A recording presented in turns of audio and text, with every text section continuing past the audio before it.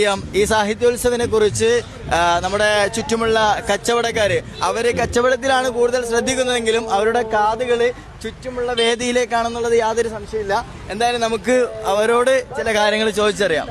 ആണ് നിങ്ങൾ കഴിഞ്ഞ ദിവസങ്ങളിൽ കേട്ടുകൊണ്ടിരിക്കുകയാണല്ലോ വേദികളൊക്കെ, എന്താണ് പറയാനുള്ളത്?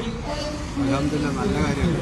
അതെ, നിങ്ങളുടെ നാട്ടിലൊരു പുതിയ പാലക്കാട് ജില്ലയിലെ ഇവിടെ ഈ അസനിന്റെ കീഴില് ഇവര് നടത്തുന്നത് ആദ്യമായിട്ടാണ്. ചായയോടൊപ്പം നിങ്ങൾ ഇതിനെ വളരെ സന്തോഷത്തോടുകൂടെ കേട്ടുകൊണ്ടിരിക്കുകയാണ്. ഞങ്ങൾ സന്തോഷത്തോടുകൂടി കാത്തിരിക്കുന്നത്.